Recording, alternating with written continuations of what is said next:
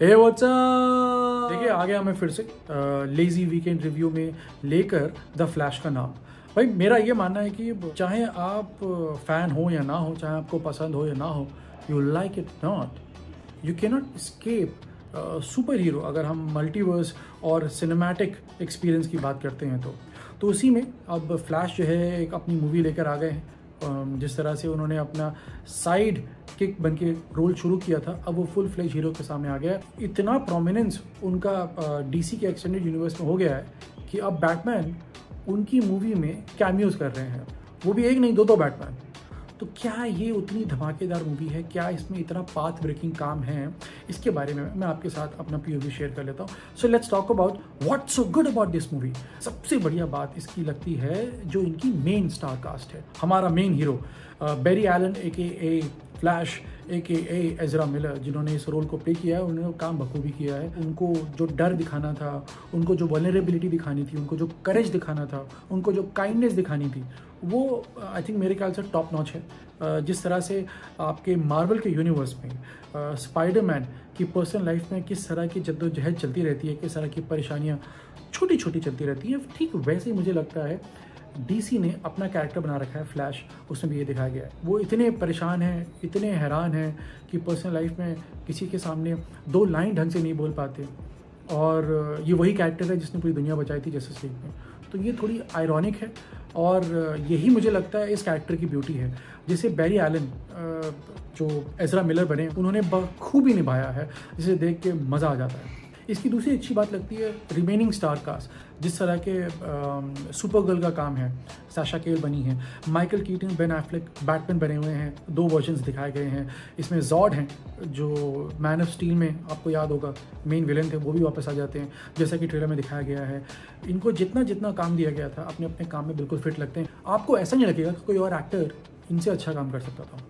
तीसरी अच्छी बात इसकी लगती है जिस तरह से इन्होंने human factor super hero movie में दिखाया है। Yes, apart from all the razzmatazz of super hero, जिस तरह से आप as a common man deal करती हैं अपनी चीज़ों के साथ, आपका इंटरेस्ट, आपका डिसलाइक, आपका पसंद आना ना पसंद आना, जिस तरह से आम आदमी करता है, ठीक वैसे ही बैटमैन ने भी किया है, ठीक वैसे ही सुपर गर्ल ने भी किया है, ठीक वैसे ही हमारे फ्लैश ने भी किया है। तो ये ह्यूमन फैक्टर जो दिखाया गया बहुत अच्छा है। चौथी इसकी सबसे अच्छी बात लगती है इसका बैलेंस, कॉमिकल टाइमिंग का और इमोशनल क्वेश्चन का भी। बथेरे कॉमिकल सीन्स है, कोई क्रिंजी, कोई क्रीपी स्टफ नहीं दिखाया गया है, कोई वियर्ड चीज़ नहीं दिखाई है। आप जेन्युइनली हंसेंगे, आपको एटलीस्ट एक वो कहते हैं ना हल्की सी मुस्कुराहट आपके चेहरे पे ज़रूर आएगी जब वो कॉमिकल सीन्स आएंगे, और साथ ही साथ आपकी आंखें भी नम होंगी जब वो इमोशनल सीन्स आएंगे। स्पेशली जो एंड में, अब एग्जैक्टली तो नहीं बता सकता, बट हाँ एक सीन है जिसमें फ्लैश अपनी मदर से मिल रहे हैं। अब वो क्या है कैसे है, जब आप मूवी देखेंगे आपको पता चल जाएगा। जिन्होंने देख ली है मूवी वो जानते हैं। That scene was very emotional. I was crying while watching that scene. So that's the power of a great cinema. And Flash delivers on that. इसके एक्शन सीन्स जो उसके नेक्स्ट मैं कहूँगा बहुत अच्छी बात है, जिस तरह से एक्शन सीन्स दिखाए गए हैं। कहीं CGI आपको डिसअपॉइंट करता है, स्पेशली अगर आप आईज 3D या IMAX में देखते हैं तो वो पता चल जाता है, but that's okay. I think overall बहुत अच्छे से बना के रखा हुआ था। नाउ इसमें कुछ खामियां भी हैं। Now let's talk about what's not so good about this movie.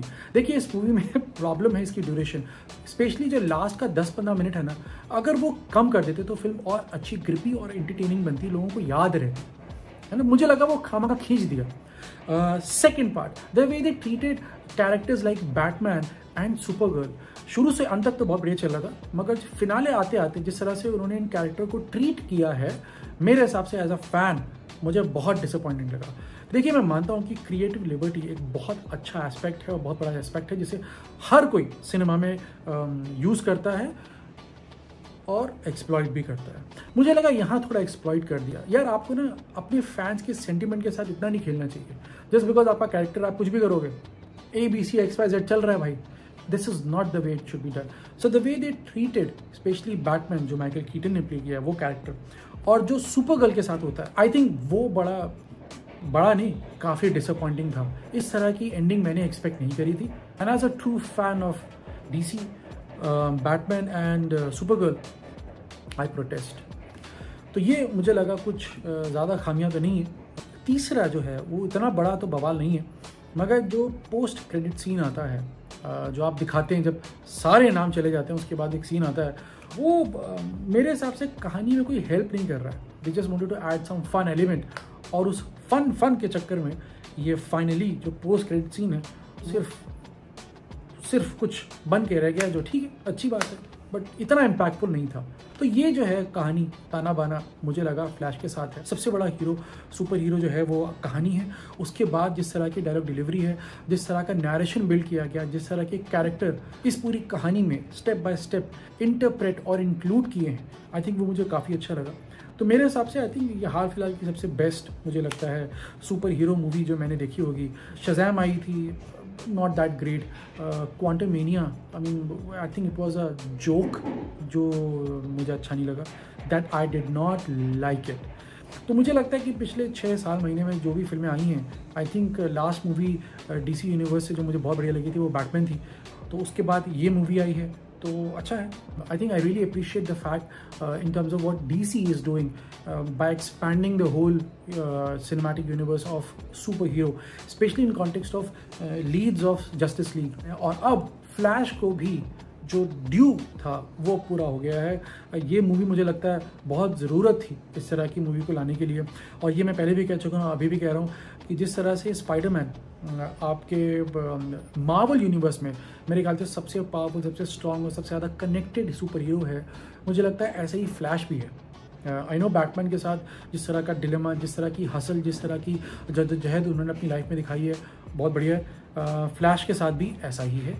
Personal life में उनके टोटल स्यापा चल रहा है, हर चीज़ इधर उधर जा रही है, परेशान है, माँ साथ नहीं है, रही नहीं, पिता जो हैं वो जेल में बंद पड़े हैं, कैसे वो इन चीज़ों को डील करता है, अपनी इमोशन को कैसे कंट्रोल करता है, फाइनली वो एक बड़ी पिक्चर समझता है कि मैं किस तरह से इन चीज़ों को सॉल्व कर सकता हूँ, और वो जो नेसेसरी स्टेप्स हैं वो लेता है। I think this has come out beautifully in this movie. तो आप प्लीज़ देख के आइए, मेरी तरफ से इस मूवी को मिलते हैं 8-10 में से। अगर मैंने कुछ मिस कर दिया है, ऐसा एलिमेंट जो आपको लगता है बहुत ज़रूरी है, बताना चाहिए, तो प्लीज़ यार कमेंट कर दो, it will only help me.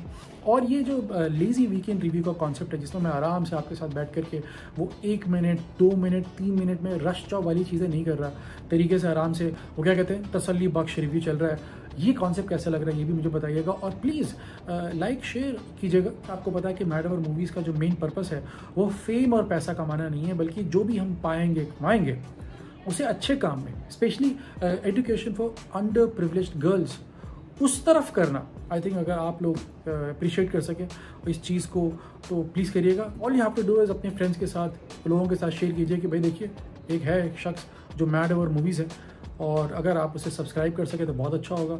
तो ये फैमिली हमारी स्ट्रांग हो जाएगी। धीरे धीरे हम लोग जो गोल है तो इन बच्चियों को एजुकेशन में हेल्प करने का, उसे हम बहुत जल्दी पूरा कर सकते हैं। सो ऑन दैट नोट मैं आपसे इजाज़त लेना चाहूँगा। दुआओं में याद रखिएगा। This is mad over movies AK Himang Tripathi. आपसे अगले हफ्ते फिर मिलूँगा एक और नए टाइटल के साथ। तब तक ध्यान रखिएगा और पीस।